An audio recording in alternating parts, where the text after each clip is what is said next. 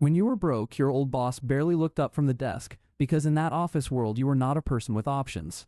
You were a person under evaluation.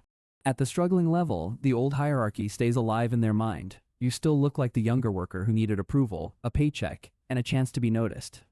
That is why the tone feels sharp, casual, or dismissive. Familiarity mixes with power, and your boss speaks as if the old script is still fully in place.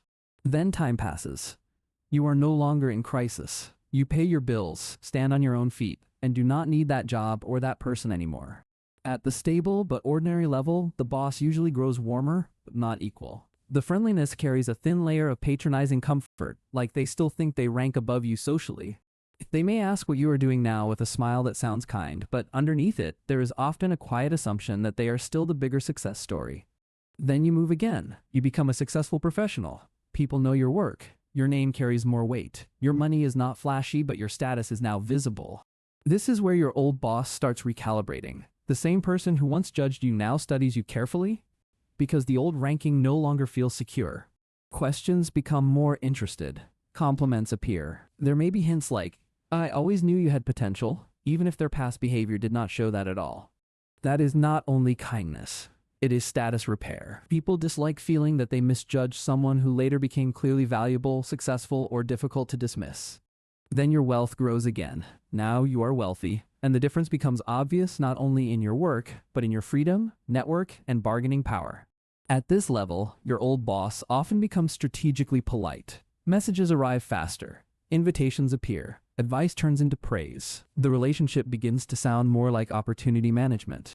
If they are socially smooth, the change may feel natural. If they are not, the shift can feel almost embarrassing, because the new respect looks too clearly tied to your money.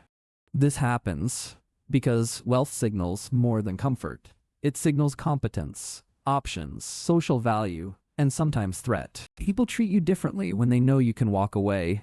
Money changes the risk in the relationship. A rich former employee might hire, invest, donate, connect, or publicly matter, so dismissing them no longer feels safe or smart.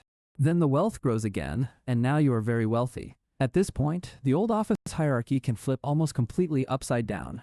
Your former boss may become overly humble, extremely complimentary, eager to be seen with you, or strangely quick to mention the years when they helped shape your growth. Sometimes that is an honest attempt to reconnect. Sometimes it is a quiet attempt to attach their image to your success, so the story flatters them too. Other times, the reaction is darker. Wealth does not only attract admiration, it can also stir envy, sarcasm, distance, or a colder tone from someone whose self-image feels threatened. If your success exposes their limits, they may protect their ego by acting as if your money is luck, timing, or somehow less real than the path they took. At the ultra-wealthy or highly visible level, the old boss may stop relating to you as a former employee at all. You become a symbol more than a memory. Some people become cautious around symbols. They measure every word. Others become theatrically familiar, almost trying to claim part of your origin story as if they own a piece of it. In that stage, the boss may want access to your world more than connection with you as a person. The relationship starts orbiting network value, not shared history. Research on status helps explain all this. People often assume higher status individuals are more competent, more worthy of respect, and more important, even when the person inside has not changed much. Social proof matters too. When other people treat you with respect, more people copy that respect because human beings constantly read rank from the reactions of the group. That means money often reveals values already present. A boss who respected people regardless of status will usually stay more consistent across these stages. But a boss who respected hierarchy more than humanity will often become visibly different as your wealth rises, because the true object of their respect was never character, it was rank. That is why these changing reactions can feel painful and satisfying at the same time. You see more warmth, but you also see how conditional much of it always was. In this story, the wealth does not magically improve all relationships. It simply changes the balance of power and lets hidden motives rise to the surface. The old boss is no longer reacting only to who you were in the office.